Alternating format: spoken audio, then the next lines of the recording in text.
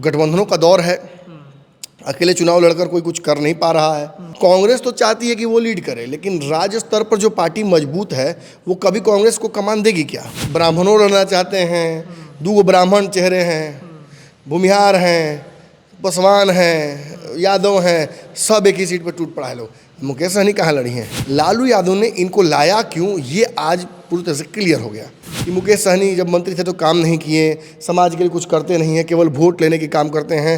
Vote लेने के बाद अब वोट भी इनके पास नहीं रह गया है, इसलिए तो एनडीए में इनको भाव नहीं मिला। महागठबंधन में गए हैं तो लालू प्रसाद यादव के बारे में यही ना कहते थे, धोखा दिए हैं। अब जान लीजिए कि बिना मलाह के, बिना निषाद राज के राम की नाव भी पार नहीं लगी थी।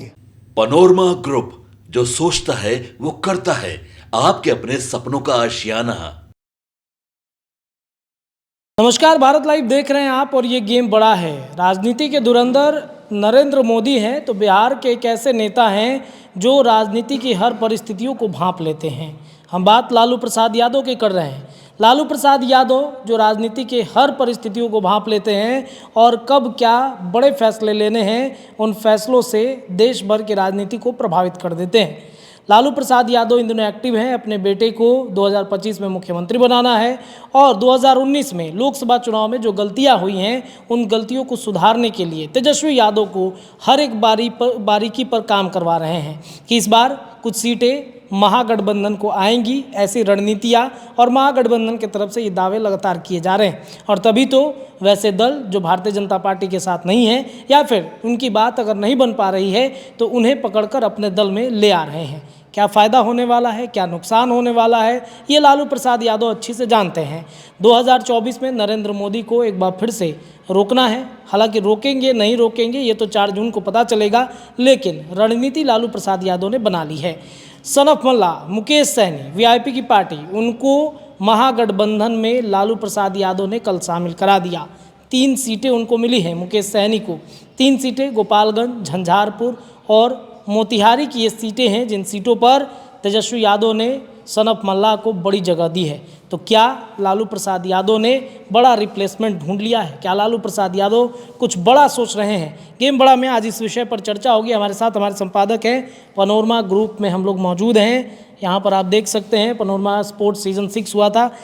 राजनीति की हलचलों के बीच सर पूर्णिया में हम लोग मौजूद हैं। लालू प्रसाद यादव बड़ा चौंकाने वाला कल फैसला लिया। सब कुछ सेट हो गया था, लेकिन अचानक से मुकेश सहनी की एंट्री कराकर क्या दिखाना चाहते हैं भारतीय जनता पार्टी? देखिए, केवल हम पूर्णिया में नहीं मौजूद हैं, हम कटिहार और आसपास के जितने भी किशनगंज इलाके हैं वहाँ भी लगातार हम घूम रहे हैं। हम स्टेशन यहाँ हैं, हम खाने पीने के लिए और रहने के लिए यहाँ चले जाते हैं। जी जी।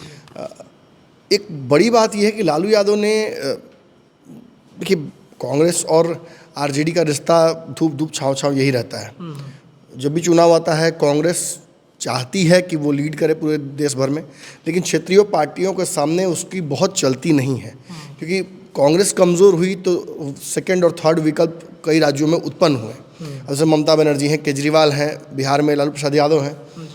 तो ये दल कांग्रेस के साथ अलाइन तो हो जाते हैं मोदी को रोकने के लिए या बीजेपी को रोकने के लिए, but deep down they also have regrets towards Congress, और कांग्रेस भी उनके लिए उतनी ही इक्वल पार्ट एनिमी होती है। अब चूंकि गठबंधनों का दौर है, अकेले चुनाव लड़कर कोई कुछ कर नहीं पा रहा है, वो ट्रैक चल ही नहीं रहा है, तो उस ट्रैक को बजाने की जरूरत ही नहीं पड़ेगी। अब उस वजह से परिस्थितिजनक गठबंधनें बन रही हैं और उन गठबंधनों का स्वरूप राज्य स्तर पर बदल जाता है। अब कांग्रेस तो चाहती है कि वो लीड करे, लेकिन राज्य स्तर पर जो पार्टी मजबूत है वो कभी कांग्रेस को कमान देगी क्या? वो तो चाहेगी कमान उसके पास रहे। ज़्यादातर सीटों पर राजद का लड़ना खुद से और बिना गठबंधन से बात किए हुए सीटें अनाउंस कर देना, ये साबित करता है कि राजद एरोगेंट नहीं है, बल्कि राजद ये मानकर चलती है कि कांग्रेस किसी काम की बिहार में नहीं है, उसका संगठन उतना मजबूत नहीं है और इसलिए जिम्मेवारी बड़े भाई के तौर पर उन्हें निभानी पड़ती है। अब रही बात ये तो गठबंधन की।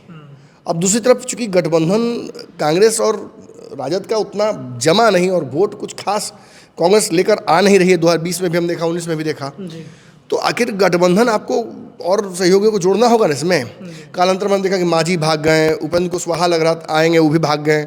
मुकेश सहनी को इसीलिए लाया गया विशुद्ध तौर पर ताकि वो एक सर्टेन वोट बैंक को लाकर महागठबंधन के पहले के वोट बैंक को बढ़ाएं। अगर मुकेश सहनी को 3 सीटें दी गई हैं तो बदले में वो 9-10% का वोट बैंक भी लेकर आ रहे हैं। बिल्कुल बिल्कुल। तो उस आधार पर ये बहुत फायदे का समझौता है आरजेडी के लिए, वरना अपनी सीटें कोई काट के देता है क्या? हाँ, ये बात मैं ज़रूर कहूँगा कि ऐसी सीटें दी गई हैं जो सीटें बहुत हाई अनलाइकली लग रही हैं कि उसमें कुछ मैंने एनडीए के सामने कोई टिकेगा। गोपालगंज की सीट है, आप अच्छे जानते हैं, ये सीट बहुत मैंने पक्ष में नहीं जा रहा है महागठबंधन के। उस तरह से मोतिहारी की सीट थी, आप जानते हैं कि मोतिहारी की सीट पर कौन चुनाव लड़ने वाला है। मैं बोलूँगा नहीं, लेकिन जनता जानती है कि क्या होने वाला है। एक बहुत बड़े नेता के पुत्र हैं, इधर उधर तलाश कर रहे हैं, कहीं रास्ता मिल नहीं रहा है, तो हो सकता है कि फाइनली वीआईपी ज्वाइन करें। जिसका कोई नहीं उसका खुदा है यारो, इसीलिए शायद वीआईपी को ज्वाइन गठबंधन में शामिल कराया। बिल्कुल। और तीसरी सीट जो झंझारपुर की सीट है, अब देखिए, एक अनार और 100 बीमार वाला स्थिति हो गया। अब झंझारपुर की सीट से ब्राह्मणों लड़ना चाहते हैं, 2 ब्राह्मण चेहरे हैं, भूमिहार हैं, पासवान हैं, यादव हैं, सब एक ही सीट पर टूट पड़ा है लोग। मुकेश सहनी कहाँ लड़ी हैं? वो भी तो लड़ेंगे, ये भी एक परिस्थिति है। चलिए खैर, ये तो रहा इनका अंडरस्टैंडिंग, लेकिन लालू यादव ने इनको लाया क्यों, ये आज पूरी तरह से क्लियर हो गया। बिहार सरकार के मंत्री हैं हरीश सहनी ने आज प्रेस कॉन्फ्रेंस किया। हरीश सहनी ने प्रेस कॉन्फ्रेंस करके सिलसिलेवार तरीके से आरोप लगाना शुरू कर दिया मुकेश सहनी पर, एक एक करके। उन्होंने कई आरोप लगाए कि मुकेश सहनी जब मंत्री थे तो काम नहीं किए, समाज के लिए कुछ करते नहीं हैं, केवल वोट लेने के काम करते हैं। वोट लेने के बाद अब वोट भी इनके पास नहीं रह गया है, इसलिए तो एनडीए में इनको भाव नहीं मिला। महागठबंधन में गए हैं तो लालू प्रसाद यादव के बारे में यही नहीं कहते थे, धोखा दिए हैं, आज उनके दोस्त बन के जा रहे हैं। तेजस्वी इनको कितना भाव देंगे, ये आने वाले वक्त में समझ में आएगा। ये सारे आरोप उन्होंने लगाए। मुकेश सहनी भी मल्लाह समाज से आते हैं, हरीश सहनी भी मल्लाह समाज से आते हैं। हरीश सहनी को लाया ही भाजपा ने फ्रेम में इसलिए है ताकि मुकेश सहनी के रिप्लेसमेंट या काट के तौर पर इनको इस्तेमाल किया जा सके कालांतर में। पूर्व में आपको याद होगा जो विधान परिषद है उसमें इनको नेता प्रतिपक्ष बनाया था भाजपा ने। अब इनकी जिम्मेवारियां बढ़ गई हैं, मंत्री बना दिया गया है, और मुकेश सहनी का इस तरफ नहीं आने का एक बहुत बड़ा कारण हरीश सहनी भी हैं। रही बात मल्लाहों की, तो भाई मल्लाह के साथ क्या भाजपा का रिश्ता रहा है? देखिए, जो राम की बात करते हैं वो मल्लाह को कैसे छोड़ सकते हैं? ये भाजपा कैसे कर रही है कि मुकेश सहनी को छोड़ दिया? ठीक है, भाजपा के नज़रों में मुकेश सहनी की मांग अनरीजनेबल हो सकती है। चिराग पासवान ने भी तो एक समय ऐसा था कि जब लोगों को लग रहा था कि अनरीजनेबल मांग की है, लेकिन आज भाजपा को वो समझ में आ गया। तो इसी तरीके से भाजपा को मुकेश सहनी के साथ भी जो भाजपा ने भी किया, उनके विधायक तोड़ने से लेकर आज गठबंधन से में नहीं लेने तक, डिमांड पूरी नहीं, इस सब का कहीं ना कहीं खामियाजा भाजपा को भुगतना पड़ेगा। आप जान लीजिए कि बिना मल्लाह के, बिना निषाद राज के राम की नाव भी पार नहीं लगी थी।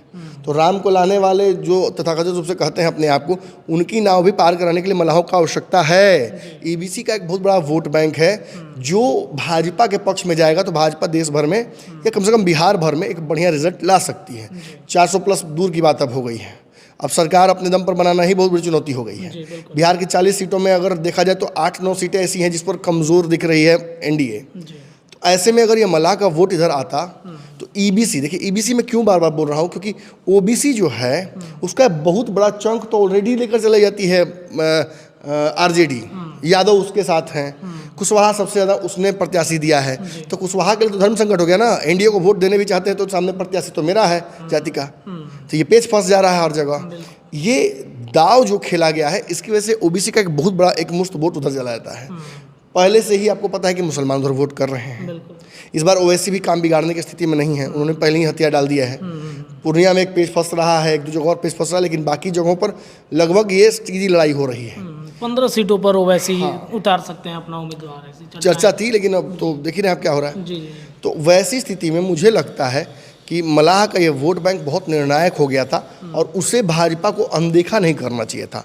अब अगर भाजपा ने अनदेखा किया है और 2 मल्लाह आपस में लड़ने शुरू कर दिए हैं, भाजपा के मल्लाह और महागठबंधन के मल्लाह, तो आप जान लीजिए कि किसी भी दिन मुकेश सहनी बाकी किसी मल्लाह नेता पर भारी पड़ेंगे। इसका एग्जाम्पल मैं आपको देता हूँ। अजय निषाद कहाँ है? कांग्रेस में। कहाँ थे? भाजपा में। क्या थे? सांसद थे, भाजपा के सिटिंग सांसद थे अजय निषाद। किससे लड़ाई उनकी हुई थी? मुकेश सहनी से। मुकेश सहनी से लड़ाई करके पार्टी तोड़वाई उनकी, विधायक तोड़वाए उनके, सब करवाया। बदले में क्या मिला उनको? मैंने गिफ्ट टिकटों नहीं दिया वापस, भाजपा ने टिकट तक नहीं दिया। And this proves my point कि भाजपा को वोट तो चाहिए लोगों का, लेकिन भाजपा किसी जाति या किसी समाज के लिए कुछ करने वाली नहीं है। ये केंद्र का चुनाव है, मोदी जी सामने हैं, ये देखकर कई लोग वोट कर दे रहे हैं, लेकिन मान लीजिए कि भाजपा से बहुत खुश उसके वोटर्स नहीं हैं। और उसका मूलतः कारण यही है कि मलाहों को, यादवों को, कुर्मी, कोयरी, इन सभी जातियों को देखिए संटिंग में ला कर डाल देती है। आरसीपी सिंह कहाँ है? उपेंद्र कुशवाहा को देखिए एक सीट के लिए कितना गिड़गिड़ाना पड़ा गया। तो ये साबित करता है मुकेश सहनी को लिया ही नहीं। चिराग पासवान की पार्टी टूटी तो साथ नहीं दिया, अब चिराग पासवान वोट अपना बढ़ा लिए हैं घूम घूम के, तो बुला लिया। उगते सूरज को प्रणाम, ये बिहार है, डूबते सूरज को भी प्रणाम करना पड़ता है। अब पशुपति पारस बेचारे फेंका गए, एको सीट नहीं दिया। अब बेचारे लास्ट में घूम फिर के पूरी दुनिया वापस आएगी, नहीं चलिए ठीक है भाजपा में जा रहे हैं। तो ये जनता भी देख रही है और इसका निगेटिव इम्पैक्ट भी पड़ेगा आप पर। और ऐसी स्थिति में मलाह के नेताओं को आपस में भिड़ाकर लालू यादव ने ये पेंच जो खड़ा किया है, इस पेंच को अच्छा नेक्स्ट डे ही क्यों, अब 2 दिन बाद भी बोल सकते थे ये सब बात। तो आज ही प्रेस कॉन्फ्रेंस क्यों हरी सहनी को करना पड़ा? हरी सहनी को मतलब अब सर भाजपा फ्रेम में ला किया गया था। फ्रेम में ला रही है बार बार। शाहनवाज हुसैन से लेके बड़े नेता अब हरी सहनी को मतलब भाई सामने वाले छत पे अगर रॉकेट फोड़ेगा तो हम भी यहाँ से रॉकेट फोड़ेंगे, वो अनार जलाएगा तो हम भी अनार जलाएंगे, वो बम फेंके फोड़ेगा तो हम भी बम फोड़ेंगे। तो यही ना चल रहा है, horses for courses, man to man, यही लड़ाई। मलाह के बड़े नेता हरी सहनी, बिल्कुल भाजपा ने तो बना दिया। और इसका क्रेडिट किसको जाता है? आदिन से टिकट कटने से लेकर हरी सहनी के प्रमोशन तक किसने कराया? मुकेश सहनी ने। मुकेश सहनी ने। तो मुकेश सहनी ने बड़े नेता हुए इस समाज के। निश्चित तौर पर मुकेश सहनी के सामने टिकते नहीं है कोई मलाह नेता दूर दूर तक। और अगर मुकेश सहनी एनडीए गठबंधन में 1 सीट 2 सीट पर कॉम्प्रोमाइज़ कर लेते तो शायद उनके लिए यह इच्छा मृत्यु जैसी हो जाता राजनीति में। लेकिन अब पुनः संघर्ष का रास्ता उनको मिल गया है।